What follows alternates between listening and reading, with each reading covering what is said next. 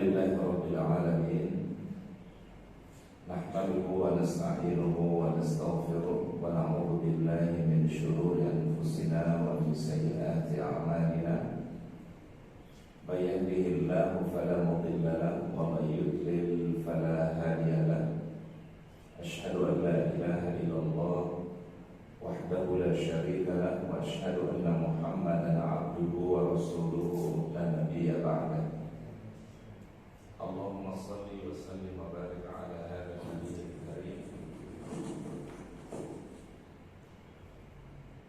Allahumma salli wa sallim wa barik ala hadha nabiyil karim, nabiyina Muhammad ibn Abdillah wa ala alihi wa ashabihi wa man tabi'ahu fi ihsan ila yaumiddin, amma ba'd. Subhanallah walhamdulillah wa la ilaha illallah wallahu akbar wa la hawla wa la quwwata illa billahil aliyyil azim. Allahumma anta rabbi la ilaha illa anta khalaqtani wa ana 'abduka wa ana 'ala ahdika wa wa'dika mastata'tu. A'udzu bika min syarri ma sana'tu, abu'u laka bi ni'matika 'alayya wa abu'u bi dzambi faghfir li fa innahu la yaghfiru dzunuba illa anta. Hadirin kaum muslimin, jamaah salat subuh yang dirahmati Allah Subhanahu wa taala. Alhamdulillah, puji dan syukur marilah senantiasa kita panjatkan kepada Allah Subhanahu wa taala. Di kesempatan pagi hari ini kita masih diberikan kesehatan, kita masih diberikan waktu untuk terus menambah amal kebaikan kita, menambah bekal kita. Ya, insyaallah mudah-mudahan Allah Subhanahu wa taala memberikan keistiqomahan kepada kita semua. Salawat dan salam kita sampaikan kepada uswah hasanah kita, teladan kita yang mulia, baginda Rasulullah Muhammad sallallahu alaihi wasallam. Mudah-mudahan salawat dan salam kita untuk beliau kelak pada yaumul akhir kita mendapatkan syafaatul uzma dari Rasulullah Muhammad sallallahu alaihi wasallam. Allahumma salli wa sallim ala nabiyyina Muhammad. Hadirin yang dirahmati Allah Subhanahu wa taala, sebelum kita masuki pada bahasan kitab Bidayatul Mustahid, ada satu riwayat yang sahih dari Nabi sallallahu alaihi wasallam, diriwayatkan dari Anas bin Malik radhiyallahu anhu. Satu kesempatan baginda Rasul pernah bersabda kepada putri beliau bernama Fatimah radhiyallahu anha. Rasulullah SAW mengatakan, wahai putriku, tidak ada sesuatu yang menghalangimu untuk mengucapkan di setiap pagi hari dan juga di setiap sore hari. Jadi di bagian dari doa atau zikir yang disunnahkan dibaca di pagi hari ataupun di sore hari. Apa yang dibaca oleh Rasulullah SAW diajarkan kepada putri beliau Fatimah radhiyallahu anha, ya hayyu ya qayyum bi rahmatika astaghith. Aslih li sya'ni kullahu wa la takilni ila nafsi tarfata ain. Doa ini diawali dari kalimat atau ucapan Asmaul Husna, ya hayyu ya qayyum. Ya Allah, Engkau yang maha hidup, ya Allah, Engkau yang maha mengatur. Bi rahmatika astaghis, dengan segala rahmatmu aku mohon pertolongan. Aslih li sya'ni kullahu, ya Allah, perbaikilah segala urusanku, perbaikilah segala keadaanku, baik dalam urusan duniawi, urusan agama, dan juga termasuk urusan ukhrawi. Aslih li sya'ni kullahu wa la takilni ila nafsi tarfata ain, dan jangan engkau biarkan, ya, engkau serahkan kepadaku walaupun sekejap mata. Artinya kita tidak bisa terlepas dari pertolongan Allah Subhanahu wa taala walaupun dalam waktu yang sangat singkat. La haula wa la quwwata illa billah. Maka doa ini Masya Allah salah satu fadilahnya kata para ulama. Allah Subhanahu wa taala memudahkan doa-doa kita terkabulkan karena diawali dengan Asmaul Husna. Ya, bisa bisa kita baca habis subuh atau kita baca habis sholat asar atau pada maghrib, ya, termasuk zikir pagi dan juga zikir apa? Petang. Ya, kita ulang sekali lagi ucapannya, ya hayyu ya qayyum bi rahmatika astaghfir aslih li sya'ni kullahu wa la takilni ila nafsi tarfata ain. Insyaallah pada pagi hari ini kita lanjutkan kajian kita dari kitab Bidayatul Mustahid. Kita akan memasuki bahasan berikutnya, wal aslu fi hadzal bab, ya, yang menjadi dasar di dalam bahasan ini qauluhu ta'ala, firman Allah Subhanahu wa ta'ala, inna sholata kanat 'alal mu'minina kitaban mawqutan. Sesungguhnya salat itu telah diwajibkan atas orang-orang yang beriman pada waktu yang telah ditetapkan. Jadi ada waktu yang sudah ditetapkan oleh Allah Subhanahu wa ta'ala untuk pelaksanaan daripada salat-salat yang diperintahkan oleh Allah. Ittafaqal muslimuna, ya, telah sepakat para ulama Islam ala anna lis-salawatil khams awqatan khamsan hiya syartun fi sihhatis salat. Salat yang 5 waktu itu memiliki waktu yang telah ditetapkan juga oleh Allah, dan itu sekaligus merupakan syarat fi sihhatis salat, ya, di dalam sahnya sebuah salat. Wa anna minha, dan di antara waktu salat itu dibagi oleh para ulama. Pertama disebut dengan awqatul fadilah, ya, waktu yang paling afdal. Jadi ada waktu salat yang paling afdal. Ini mungkin masuk dalam kategori hadis yang pernah ditanyakan oleh seorang sahabat. Ketika seorang sahabat bertanya kepada baginda Rasul, ya Rasulullah, ayyul a'mali afdal, apa saja amal-amal yang paling afdal? Rasul menjawab yang pertama, as-salatu ala waqtiha, salat pada awal waktu. Salat pada awal waktu. Kemudian sahabat ini bertanya, apa ya Rasulullah berikutnya? Birrul walidain, berbakti kepada kedua orang tua. Apalagi berikutnya ya Rasul, al-jihad fi sabilillah, berjuang di jalan Allah. Ini disebut oleh Rasulullah SAW sebagai amal-amal yang paling afdal. Maka salat itu disebut oleh para ulama memiliki awqatul fadilah, waktu yang paling afdal.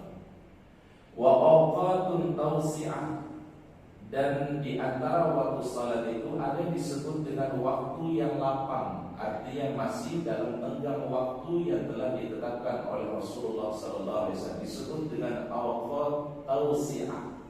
Tawsi'ah itu dari kata wasi', ya. Wasi' itu artinya apa? Lapang, luas, ya. Maka ibadah itu ada disebut ibadah yang mudhayyaq, ada yang disebut ibadah muwassa'. Nanti kalau kita kaji di dalam kitab usul fiqh dibahas oleh para ulama. Ada ibadah namanya mudhayyaq. Mudhayyaq itu adalah ibadah yang waktunya terbatas, ya, tidak begitu banyak lapang waktunya. Seperti puasa Ramadan. Itu adalah ibadah disebut dengan waktu mudhayyaq. Ya, berlaku hanya di bulan Ramadan puasa wajib, tidak berlaku di bulan yang lain, maka disebut dengan ibadah mudhayyaq.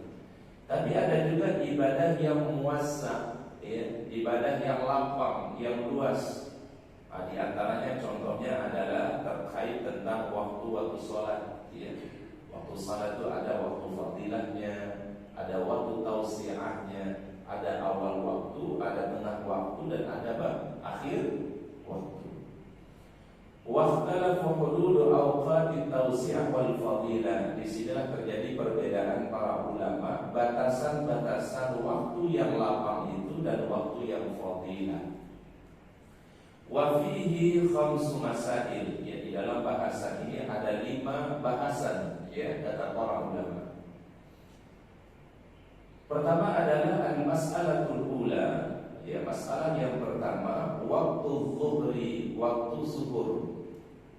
Ittafaqu, ya, sepakat para ulama ala anna awwal waqt az-zuhri alladhi la tajuzu qablahu az-zawal, ya, illa khilafan syadan ruya an Ibnu Abbas. Telah menjadi sepakatan awal dari waktu zuhur itu adalah la tajuzu qablahu az-zawal, yaitu waktu zawal. Illa khilafan syadan, kecuali ada sedikit khilaf syad, ya, perbedaan yang sederhana kata para ulama.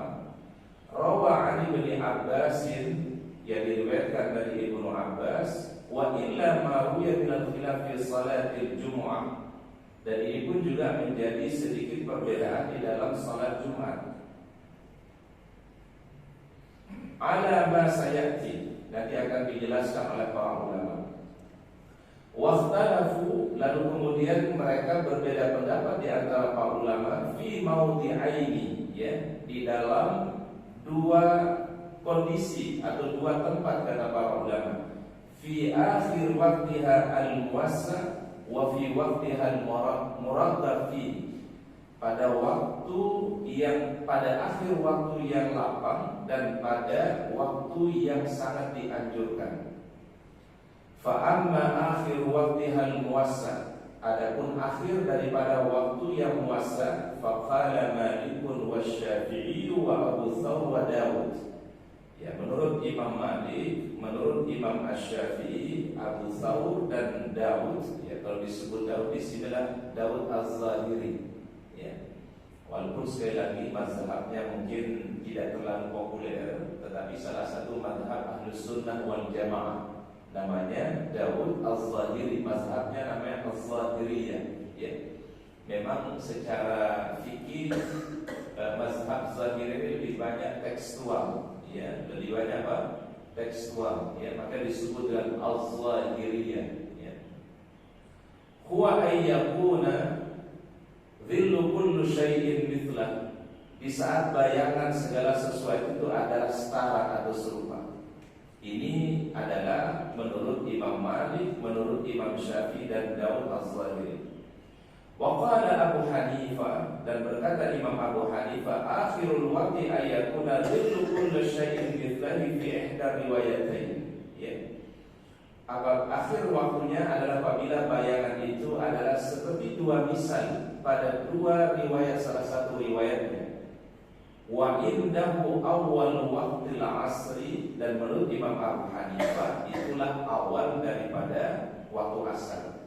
Berarti di sini terjadi perbedaan para ulama akhir daripada waktu wasit. Ada yang mengatakan ketika bayangannya itu setara, semisal. Ada yang mengatakan apabila bayangannya itu adalah dua kalinya, itu sudah berarti sudah masuk daripada waktu awal waktu salat apa? Asar. Wa qad ruwiya anhu anna akhiru zuhri huwa al-mithl wa awwal waqt al-asri al-mithlan. Ini sama perbedaannya dengan tadi. Wa bihi qala sahibahu Abu Yusuf wa Muhammad, ya. Dan ini juga seperti yang menjadi pendapat dari Abu Yusuf wa Muhammad, yang merupakan bagian daripada mazhab Imam Abu Hanifah. Wa sababul khilaf fi zalika ikhtilaful ahadits, ya. Yang menjadi sebab perbedaan para ulama karena ada perbedaan riwayat-riwayat dari Nabi sallallahu alaihi wasallam. Wa dzalika annahu warada fi imamati Jibril annahu shalla bin Nabi sallallahu alaihi wasallam adh-dhuhra fil yaumil awwal. Ada satu riwayat ketika Jibril alaihi salam annahu shalla bin Nabi, salat bersama Nabi sallallahu alaihi wasallam adh-dhuhra fil yaumil awwal. Jadi pada saat diperintahkan salat, Rasul salat bersama Jibril pada hari yang pertama, hina zalatis syams, ketika waktu tergelincirnya matahari. Zawal itu adalah waktu apa? Tergelincirnya matahari. Wa fil yaumis tsani, dan pada hari yang kedua, hina kana dhillu kulli syai'in mithlah, ya. Pada hari yang kedua ketika Nabi salat bersama Jibril alaihissalam, adalah bayangan segala sesuatu adalah semisalnya, ya, atau seukurannya. Thumma qala, lalu Jibril berkata, al-waqtu ma baina hadaini, yang waktu zuhur itu di antara dua waktu Wahuya, dan diriwayatkan anhu qala alaihi salatu wassalam, ya. Rasulullah sallallahu alaihi wasallam bersabda, innama baqaukum fima salafa qablakum minal umam. Sesungguhnya kalian di antara umat-umat terdahulu, kata beliau, kama kana bainal asri ila ghurubish syamsi, yaitu di antara waktu asar sampai terbenamnya matahari. Jadi Rasul ingin membandingkan umat ini dengan umat-umat sebelumnya, layaknya seperti waktu sholat asar sampai terbenam matahari. Utiya ahlu Taurat at-Taurat, ya. Jadi orang-orang yang telah diberikan Taurat oleh Allah Subhanahu wa taala, fa'amilu hatta idza tasafa an-nahar. Mereka mengamalkan Taurat itu sampai pertengahan siang. Thumma ajazu, ya. Lalu kemudian mereka lemah, ya. Fa'utu qiratan qiratan. Lalu mereka diberikan kebaikan oleh Allah Ta'ala. Ahlu Taurat, kata Nabi, satu qirat dan satu qirat. Satu qirat itu kalau Rasul menyebutkannya adalah seperti gunung apa? Uhud, ya.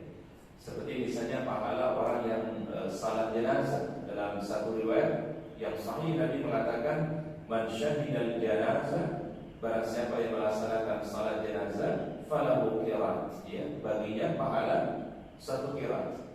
Berapa satu qirat itu, kata beliau?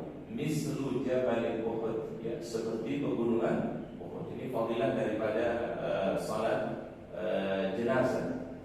Tsumma utiya ahlul injil al-injil. Lalu diberikanlah para pengikut Nabi Isa alaihissalam al-injil. Fa'amilu ila salatil asr, ya. Mereka mengamalkan ajaran mereka sampai waktu asar.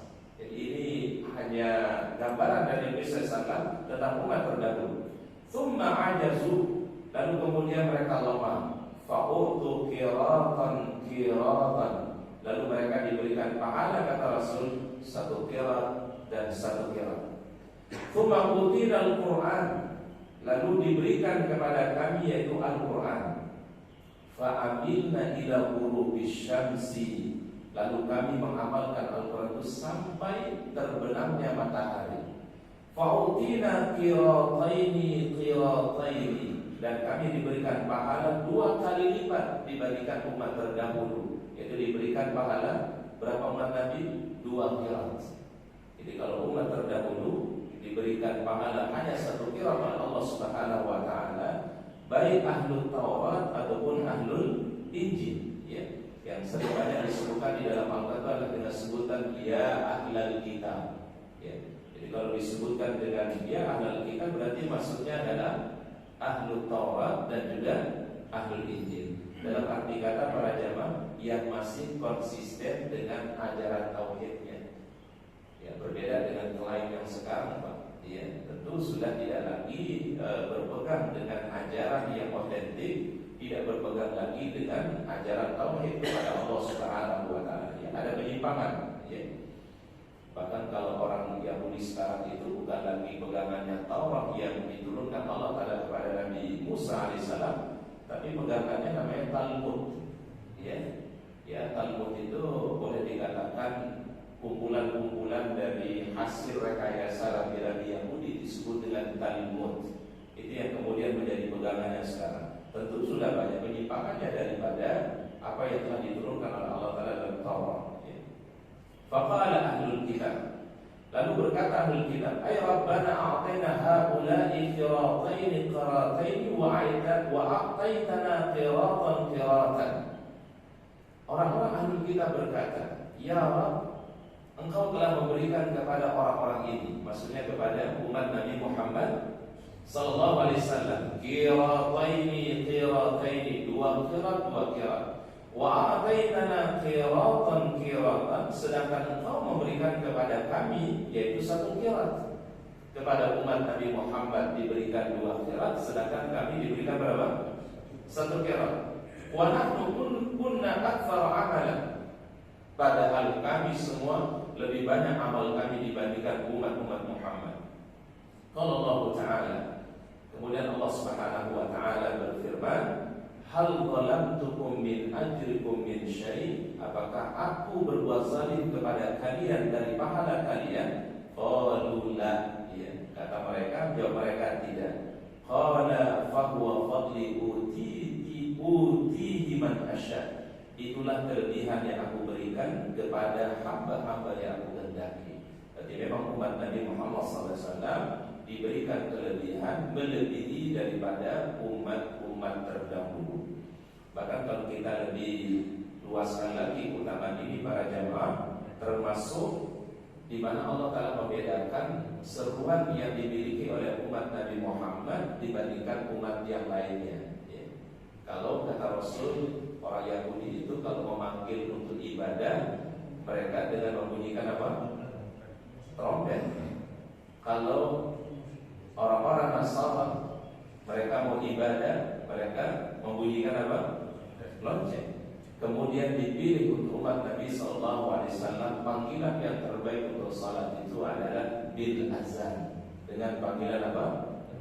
Diistimewakan, Pak, ya, oleh Allah SWT umat Nabi Muhammad SAW. Termasuk juga yang lainnya adalah di dalam masalah hari, ya. Allah Subhanahu wa taala memilih, ya, bagi ahlul Injil yaitu hari Ahad, dipilih bagi ahlul Taurat itu adalah hari Sabat, hari Sabtu, dan dipilih untuk umat Nabi Muhammad SAW adalah Yaumul Jumu'ah. Jadi memang diistimewakan oleh Allah SWT umat Rasulullah SAW. Bahkan di hari Jumat saja itu sholatnya ada surat yang khusus dibaca, Pak. Berbeda dengan sholat pada umumnya, ya, terutama di hari Jumat waktu sholat subuhnya. Di rakaat yang pertama Rasul mensunahkan membaca yaitu surat As-Sajdah, ya. Rakaat yang kedua membaca surat Al-Insan atau Ad-Dahr, hal ata 'alal insani hinun minad dahr. Nanti di tengah salat itu, ya, di saat imam membaca innama yu'minu bi ayatina alladziina idza dzukiru bihi kharru sujjadan wasabbahu bihamdi rabbihim wa hum la yastakbirun, maka imam sujud. Sujudnya ini disebut dengan tilawah, ya. Sujud apa namanya? Tilawah. Kita sebagai makmum juga adalah ikut melaksanakan sujud tersebut. Di tengah-tengah salat, di saat imam selesai membaca ayat perintah sujud, kita bersujud kepada Allah. Sujudnya namanya tilawah. Kemudian bangun dari sujud, imam melanjutkan lagi ayatnya. Kemudian setelah selesai, kemudian ruku, kemudian i'tidal, kemudian sujud dan seterusnya. Ini berlaku pada hari Jumat di waktu sholat subuh. Nah, sehingga memang fadilah yang diberikan oleh Rasulullah SAW tentang hari Jumat ini banyak keistimewaannya. Bahkan Rasul mengatakan hari Jumat itu adalah dipilih oleh Allah Ta'ala sebagai hari yang paling terbaik, Sayyidul Ayyam, ya, disebut dengan apa? Sayyidul Ayyam, pimpinan seluruh hari, ya, hari di mana diciptakannya Adam alaihissalam, ya, kemudian hari di mana terjadinya Yaumul Qiyamah, ya, sehingga memang diberikan keistimewaan yang lebih oleh Allah Subhanahu wa taala. Nah, termasuk tadi hadis ini, kalau kita kembali kepada riwayat tadi, umat terdahulu itu dikasih pahala hanya 1 qiraat oleh Allah, walaupun amal mereka lebih banyak dibandingkan amal umat Nabi Muhammad. Tetapi umat Nabi Muhammad SAW dikasih keistimewaan pahalanya berapa qiraat? 2 qiraat, walaupun amalnya lebih sedikit dibandingkan umat terdahulu. Maka tadi Allah Ta'ala katakan, itulah keutamaan, keistimewaan yang aku berikan kepada hamba-hamba yang aku kehendaki. Maksudnya kepada umat Nabi Muhammad sallallahu alaihi wasallam. Fazahaba Malik wa Syafi'i ila hadis Imam Jibril. Imam Malik dan Imam Syafi'i berpegang kepada hadis di mana Jibril salam menjadi imam Rasulullah. Wa dha'aba Abu Hanifah ila mafhumi zahiri hadza. Tapi Imam Abu Hanifah memahaminya dari zahir hadis tersebut. Wa annahu idza kana bil asli al-quru' aqsar min awal adh-dhahr al-asli ala mafhumi hadzal hadis. apabila waktu asar menuju maghrib itu lebih singkat daripada awal zuhur kepada waktu asar, sesuai dengan mafhum hadis ini, fawajibun ayyakuna awal asri akthar min qamatin, maka mestinya adalah awal asar itu lebih banyak, ya, ketetapannya. Wa ayyakuna hadha huwa akhir waktu zuhur, dan ini yang menjadi akhir daripada waktu zuhur. Dan kalau kita bandingkan, ya, antara waktu zuhur dengan waktu asar, daripada asar waktu maghrib itu lebih ringkas atau lebih pendek dari waktu asar menuju waktu maghrib. Lebih panjang waktunya, kata para ulama mafhum hadis saja adalah dari waktu zuhur sampai waktu asar. Qala Abu Muhammad bin Hazm, ya, berkata Abu Muhammad bin Hazm, wa laysa kama dhannu wa qad imtahana al-amru fawajadtu al-qamata tantahi min ila 9 sa'at wa kisra. Qala al-qadi ana syakku fil kisr wa adhunnu qala wa thuluth.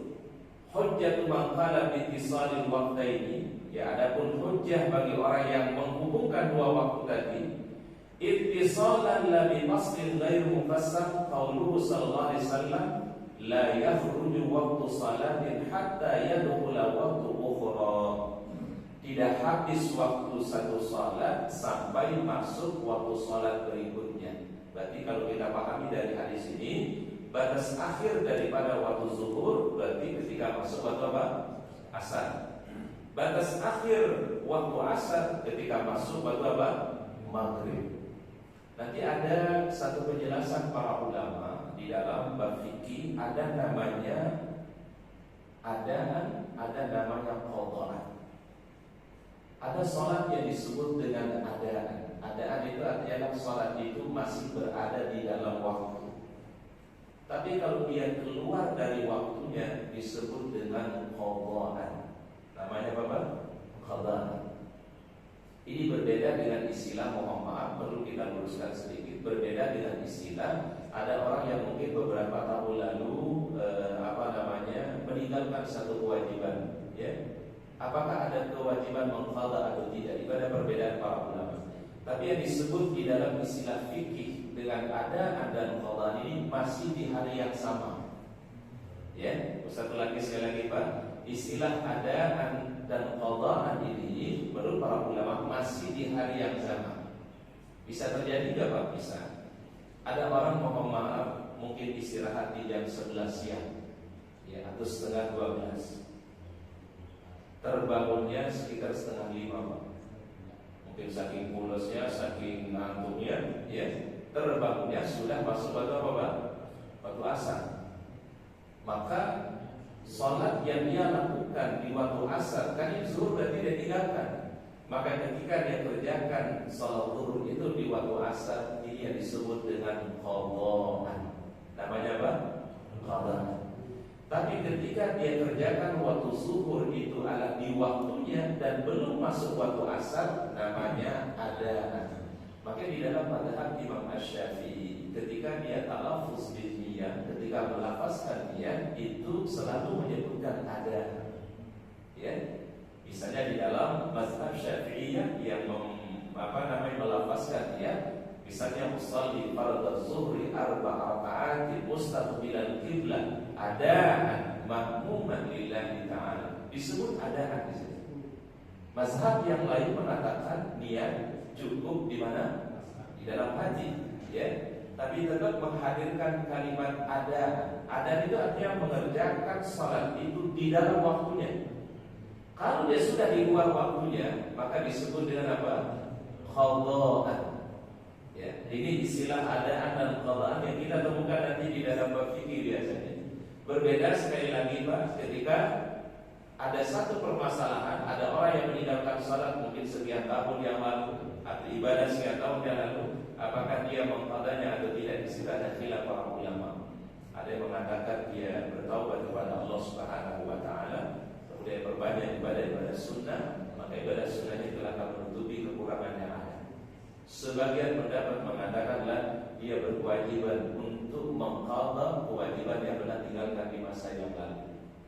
Tentu sesuai dengan kemampuan yang dia miliki. Ya, ada istilah tadi, ada istilah apa? Qadha. Nabi sallallahu alaihi wasallam bersabda dalam hadis sahih, ya. Beliau mengatakan apabila seseorang manama anis salati aw nasiyaha, barang siapa yang tertidur dari salatnya, aw nasiyaha atau dia lupa, fal yusalliha idza dzakara, kata Nabi, maka dia mengerjakannya di saat dia mengingatnya. Bagi misalnya orang begitu terbangun sudah keluar waktunya, ya maka dia kerjakan di waktu itu. Tetapi nama salatnya tidak lagi adaan, namanya qadhaan, karena dia kerjakan di luar apa? Waktu. Dan ini sangat mungkin terjadi para jamaah. Pada Rasul saja pernah terjadi. Rasul pernah salat subuh itu sudah terbit matahari. Ya, dalam satu peperangan, mungkin beliau karena begitu lelah, capek dengan para sahabat ketika berperang itu, pada satu kesempatan Nabi sallallahu alaihi wasallam terbangun sudah terbit matahari. Menurut para ulama fikih, apa yang dikerjakan oleh Nabi sallallahu alaihi wasallam itu menjadi wahyu, menjadi hukum bagi kita semua. Maka ketika orang mengerjakan satu sholat di luar waktu yang telah ditetapkan, maka ulama menyebutnya dengan istilah qadhaan. Apa namanya, Pak? Qadhaan. Dia berarti melaksanakan sholatnya, tetapi sholatnya namanya apa? Qadhaan. Kalau di dalam waktu, maka disebut dengan apa tadi, Pak? Adaan, ya. Ini hadis ini yang menguatkan hadis sabit, hadis yang sahih. La yakhruju waktu salatin, tidak habis waktu salat atau tidak keluar waktu salat itu hatta yadkhula waqta ukhra, sampai masuk waktu salat berikutnya. Jadi batas akhir masuk salat itu adalah sampai awal dari masuk salat berikutnya atau waktu salat berikutnya.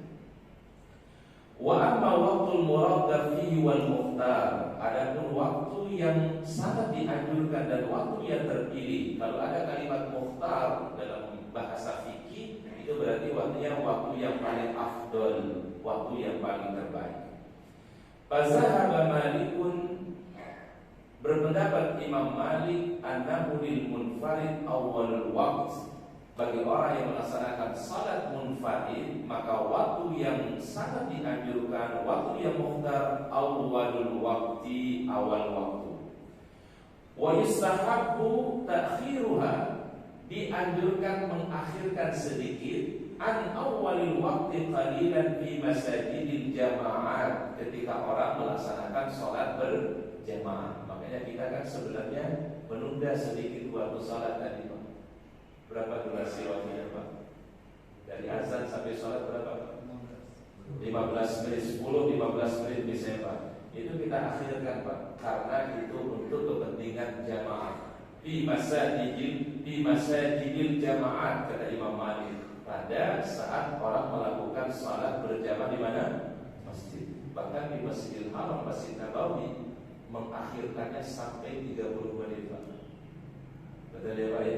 Kalau kita umroh di sholat subuh, jarak dari azan sampai iqamah khusus di waktu fajar atau subuh 30 menit, Pak. Ini dipraktekkan, dipakai di Masjidil Haram, dipraktekkan, dipakai di Masjid An-Nabawi. Sehingga memang mengakhirkannya lumayan, Pak. Kita mengakhirkan di sini cuma berapa menit, Pak? Ya, 10-15 menit. 15 menit udah banyak banget. Kalau di kita, Pak, di Masjidil Haram, Masjid Nabawi, berapa menit, Pak? 30 menit. Ya. Ini sebenarnya salah satu hikmahnya, Pak. Kenapa ada takhir seperti ini? Supaya memberi kesempatan bagi jamaah yang mungkin mohon maaf, mungkin beliau terbangun pas azan subuh. Betul ya, Pak, ya? Pas azan subuh baru bangun, ya. Mungkin beliau siap-siap dulu wudu di rumah, ya. Kemudian baru berangkat ke masjid dengan harapan, dengan ada waktu yang dikasih 10 menit, 15 menit ini, insya Allah masih bisa mendapatkan pahala berjamaah di masjid. Nah, ini yang disampaikan oleh Imam siapa tadi, Pak? Imam siapa nyampaikan? Imam Malik. Mari kita perhatikan pendapat beliau. Wa amma waktu hal muraghab fi, adapun waktu yang sangat dianjurkan, wal mukhtar, dan yang paling afdal, kata beliau, Fazahaba Malikun, Pendapat Imam siapa Pak? Imam Malik.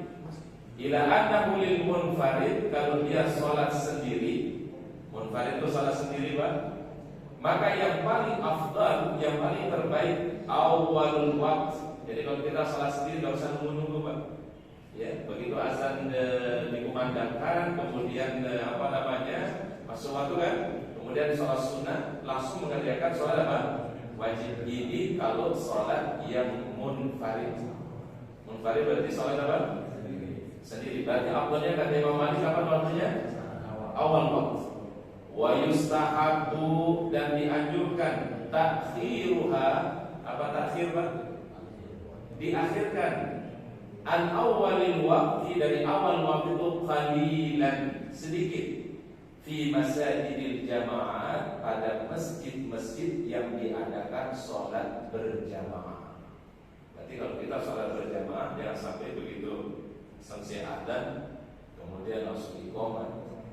Ya, jadi afdalnya ketika salat berjamaah itu ditakhir waktunya supaya memberikan kesempatan bagi kaum muslimin untuk bisa melaksanakan mungkin qauliyah dulu, mungkin bisa berdoa dulu sembari menunggu iqamat dikumandangkan. Sebenarnya banyak hikmahnya Pak kalau kita kasih waktu itu Pak.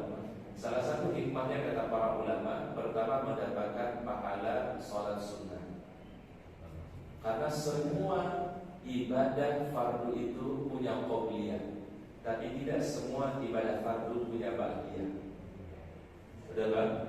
Satu lagi sekali lagi, ini kaidahnya Pak. Semua sholat fardu punya qobliyah, tapi tidak semua sholat fardu punya ba'diyah. Nanti qobliyahnya dibagi dua oleh para ulama. Ada yang muakkad, ada yang ghairu muakkad. Ya, tapi semuanya ada qobliyah. Pada qobliyah subuh ada, qobliyah zuhur ada, qobliyah asar ada, qobliyah maghrib ada, qobliyah isya ada. Cuma nanti dibedakan Pak. Ada yang muakkad, ada yang ghairu muakkad. Qobliyah subuh muakkad. Raka'atul fajri khairun minad dunya wa ma fiha. 2 rakaat fajar lebih baik dibandingkan dunia dengan apa? Selisihnya. Qobliyah zuhur ada dan muakkad hukumnya. Boleh 2 rakaat, boleh berapa rakaat? 4 rakaat. Qobliyah asar itu adalah ada qobliyahnya, tetapi dihukumi oleh para ulama ghairu muakkad. Apa maksudnya ghairu muakkad? Rasulullah SAW terkadang beliau kerjakan, terkadang beliau tinggalkan. Maka dihukumi oleh para ulama fikih namanya ghairu muakkad. Jumlah rakaatnya boleh 2, boleh 4 untuk qobliyah asar. Qobliyah maghrib ada anjurannya, tetapi ulama menghukumnya yaitu ghairu muakkad. Karena Rasul mengatakan sallu qabla al-maghrib, sallu qabla al-maghrib, sallu qabla al-maghrib liman syaa. Salatlah sebelum maghrib, salatlah sebelum maghrib, salatlah sebelum maghrib bagi yang ingin, kata Nabi. Jadi disitulah kalimat bagi yang mau, bagi yang ingin. Disitulah yang akhirnya para ulama menyimpulkan, oh ini berarti adalah hukumnya ghairu muakkad. Kemudian qobliyah isya juga ada, karena Rasul mengatakan setiap antara azan dan iqamah rakaatain dikerjakan salat sunnah 2 rakaat. Berarti seluruh salat fardu punya apa? Qobliyah. Ya, tapi qobliyahnya ada yang muakkad, ada yang ghairu muakkad. Yang muakkad tadi di salat apa? Subuh dan zuhur. Asar, maghrib, isya itu adalah ghairu muakkad qobliyahnya. Kemudian yang muakkad itu adalah kalau ba'diyah itu adalah yaitu ba'diyah zuhur itu adalah muakkad, ba'diyah maghrib muakkad, ba'diyah isya muakkad. Satu lagi sekali lagi, yang muakkad kalau ba'diyah adalah ba'diyah zuhur, bahkan boleh dikerjakan 2 dan juga boleh dikerjakan 4. Kemudian ba'diyah maghrib itu adalah muakkad, kemudian ba'diyah isya adalah muakkad. Berarti ada qobliyah yang muakkad, ada ba'diyah yang apa? Muakkad. Yang tidak ada itu 2. Ya. Ba'da subhi, habis subuh wa ba'da al-'asri, dan habis asar atau setelah sholat asar. Nah ini tadi kata Imam Malik, wa yustahabbu ta'khiruha, dianjurkan untuk mengakhirkan sholat berjamaah itu an awalil waqti qalilan fi masajidil jamaat, pada masjid-masjid yang melaksanakan sholat apa? Berjamaah. Jadi kalau kita berjamaah di masjid, maka waktunya kalau bisa diundurkan sedikit, ya. 10 menit sudah cukup atau 15 menit sudah cukup, ya. Tapi sekali lagi kalau di Masjidil Haram, Masjid Nabawi, di sana adalah 30 menit. Maka habis sholat subuh kita di Masjidil Haram, Masjid Nabawi biasanya nggak lama syuruk. Betul ya Pak ya? Kalau kita di sini nunggu syuruk lama Pak. Kalau di Masjidil Haram, Masjid Nabawi kurang lebih setelah habis sholat mungkin sekitar 30-40 menit udah masuk waktu apa? Syuruk. Di kita dari habis subuh sampai waktu syuruk bisa nunggu sampai 1 jam. Ya, karena di sana iqamatnya memang di apa namanya Pak? Di akhir. Yang mempraktikkan ini sebenarnya Pak mazhab Hanafi.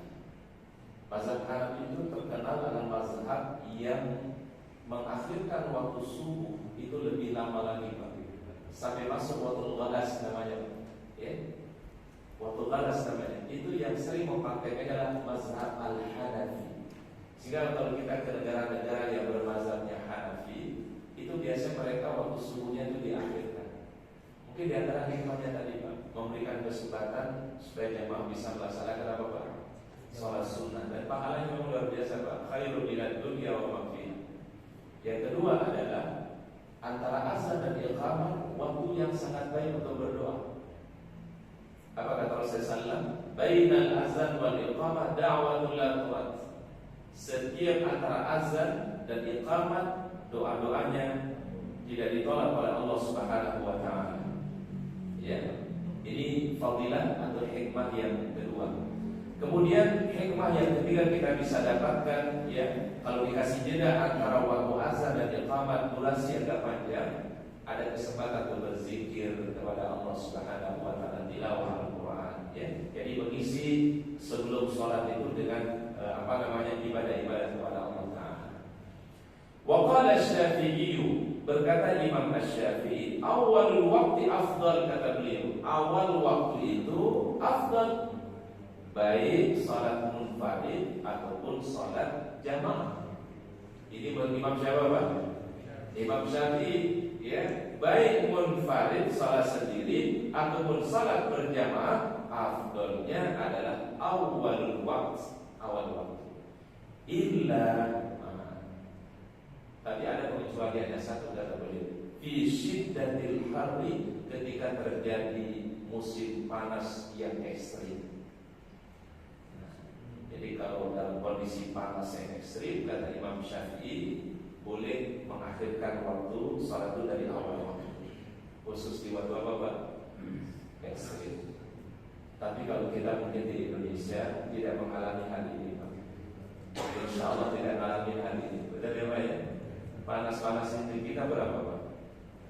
Paling panas cuaca di kita berapa Pak?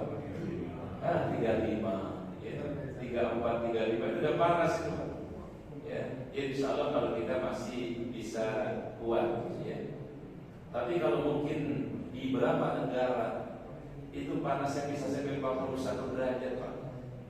Turki 2 minggu yang lalu itu derajatnya 41 derajat di Turki Pak, 41 derajat panasnya.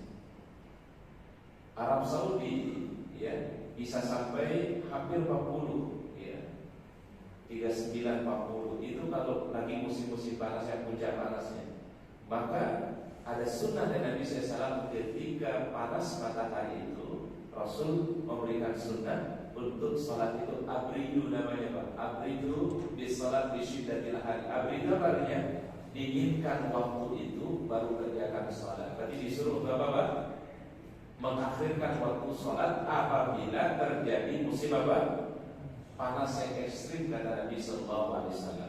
Sekali lagi mungkin kalau di kita tidak terlalu berpengaruh ini Pak. Tapi kalau orang berada di daerah-daerah yang panas, yang punya cuaca yang ekstrim panasnya, maka ini pendapat ini sangat membantu sekali, yang disampaikan oleh Imam Asy-Syafi'i. Apa kata beliau? Wa qala Asy-Syafi'i awalul waqti afdal. Awal waktu itu adalah yang paling apa?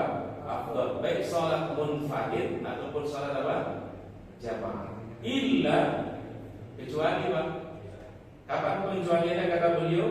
Syiddatil harri, ketika terjadi panas yang ekstrim, maka boleh mengakhirkan salat tersebut dari awal waktu.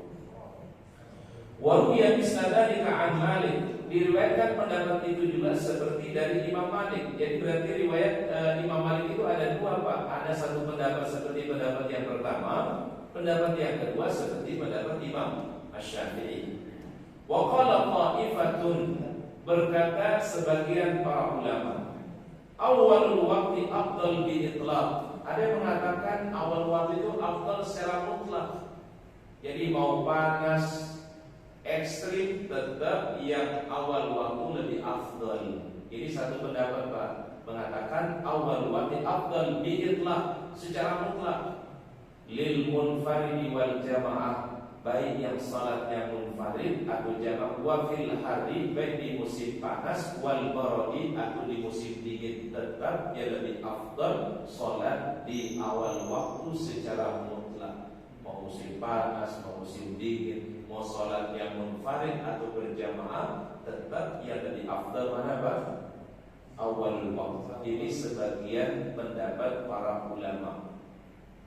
Wa inna makhtalafu fi zalika, yang menyebabkan hal itu perbedaan karena ada perbedaan beberapa hadis dari Nabi SAW. Pertama adalah qaulul sallallahu idza shtaddal harru. Ini yang tadi kami bacakan hadisnya Pak. Apabila panas itu ekstrim, fa'abridu 'anis salat, maka dinginkan. Apa maksudnya dinginkan Pak? Kasih cuacanya agak sedikit dingin dari waktu yang sangat ekstrim tadi. 'Anis salat.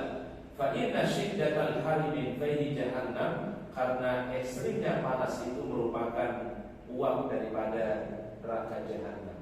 Jadi uapnya dia itu kayak ekstrimnya panasnya di bumi ini, itu baru uapnya doang. Maka Rasul mensunahkan apabila dalam kondisi yang sangat ekstrim panasnya, maka boleh mengakhirkan waktu itu dari waktu awal waktunya. Hadis yang kedua, Nabi sallallahu alaihi wasallam yusalli dhuhra bil hadirah. Rasul pernah salat zuhur di waktu yang panas sekali. Jadi beliau enggak nunggu Pak, sampai cuacanya agak dingin kan. Beliau tetap salat ya dalam keadaan ekstrim panas saat itu, dan beliau kerjakan di awal waktu. Wa bi hadis Khabbab annahu syakwa li harram dad falam yashukkuhum, ya.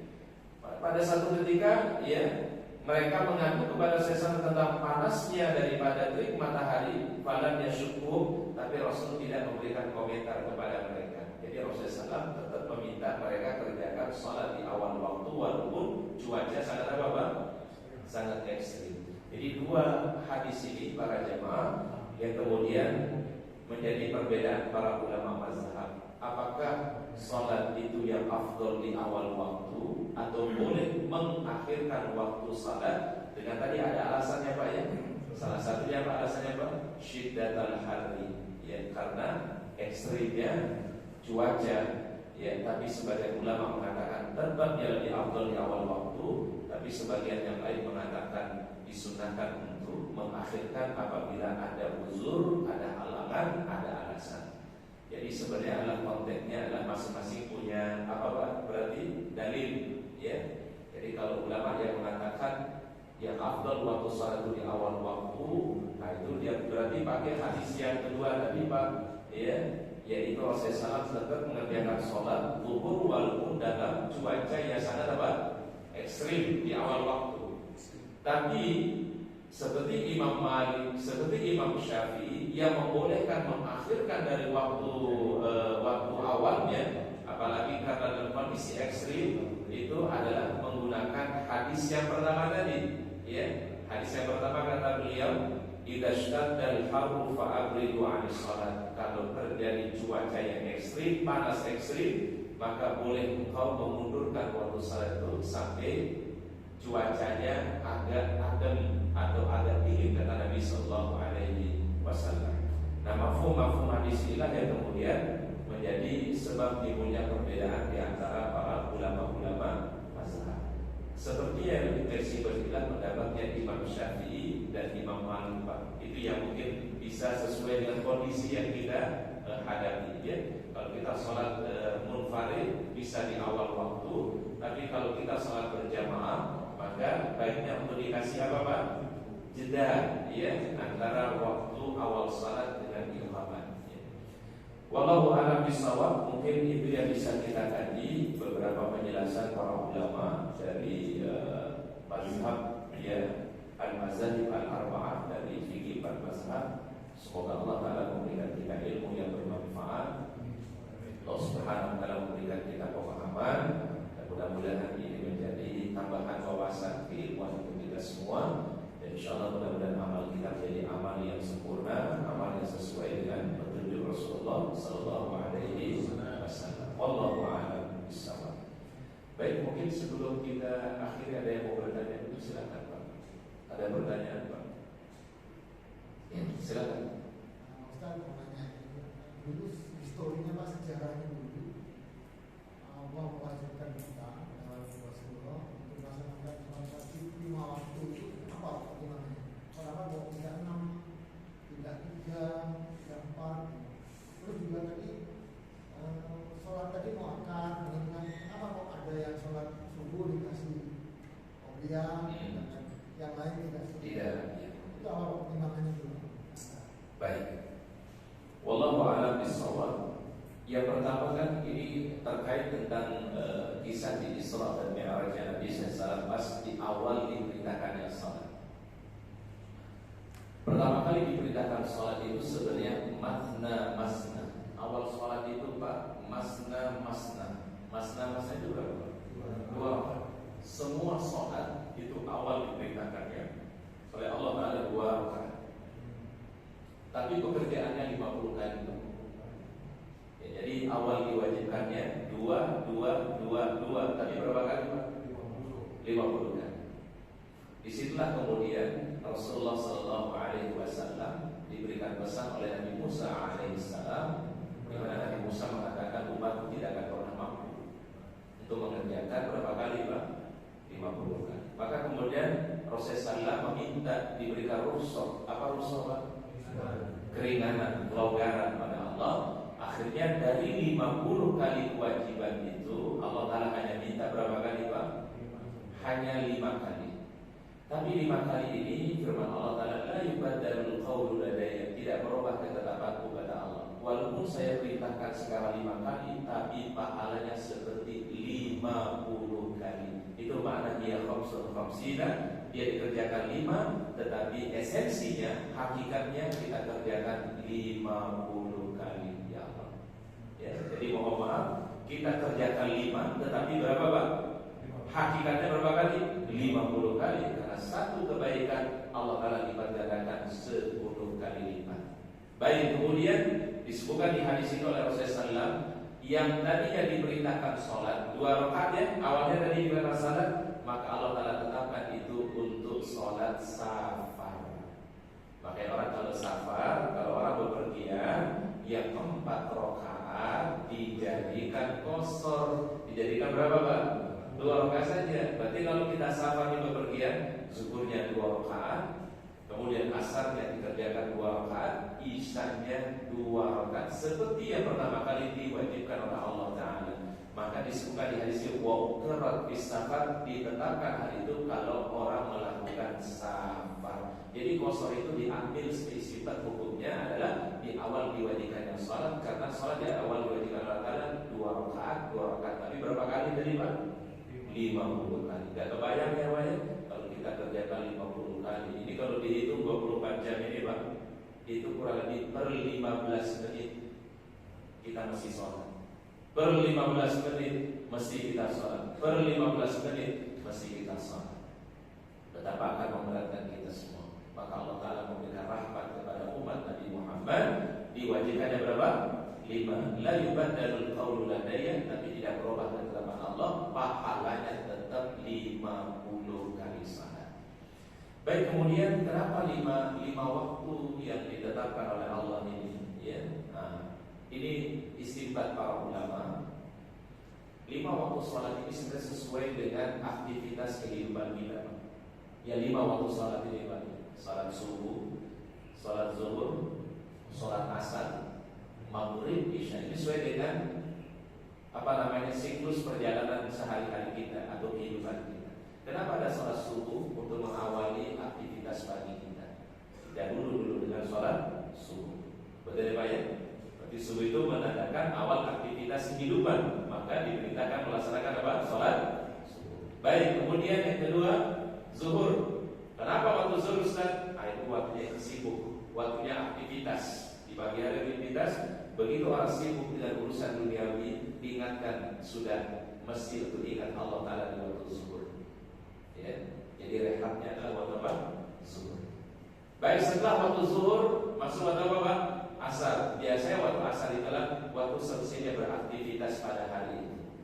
Maka kita diminta oleh Allah Ta'ala untuk rehat sejenak dengan sholat. Diperintahkan sholat apa? Asar. Kemudian berikutnya kata para ulama masuk waktu maghrib. Maghrib berarti awal daripada waktu malam, ya. Karena waktu malam itu dimulai dari ghurubus syams, semenjak terbenamnya matahari. Maka mengawali malam itu awalilah dengan sholat maghrib. Baik, kemudian isya. Isya itu adalah waktu kita mau istirahat di malam hari. Awali sebelum beristirahat di malam hari, awali dulu dengan sholat. Sholatnya disebut dengan sholatul isya. Menurut para ulama, dan di antara hikmahnya, 5 waktu itu sudah sesuai dengan schedule kehidupan kita setiap hari. Ada zuhur, ada subuh, ada zuhur, ada asar, ada maghrib, dan ada isya. Nah, ada pun tadi kenapa ulama ini mengatakan ini sunnah muakkadah, ini ghairu muakkadah. Ini disebut oleh para ulama namanya istinbat hukum. Biasanya ulama itu mengistilahkan hukum itu Pak. Kenapa disebut muakkad? Karena Rasul merutinkannya, tidak pernah meninggalkan. Maka ada hadis yang berbunyi, barang siapa yang sholat 12 rakaat setiap harinya, Allah Ta'ala bangun baginya sebuah rumah dalam surga. 2 rakaat sebelum subuh, 4 rakaat sebelum zuhur, 2 rakaat setelah zuhur, 2 rakaat setelah maghrib, 2 rakaat setelah isya. Hadis Ibnu Umar yang mengatakan, aku selalu menghafal dari Nabi SAW 10 rakaat sholat sunnah, 2 sebelum subuh, 2 sebelum zuhur, 2 setelah zuhur, 2 setelah maghrib, 2 setelah isya. Berarti hadis Ibnu Umar itu mengatakan qobliyah zuhur itu 2. Tapi kalau hadis yang lain mengatakan qobliyah zuhur berapa? 4. Tapi ini kedua-duanya muakkadah. Boleh 10 rakaat, boleh apa?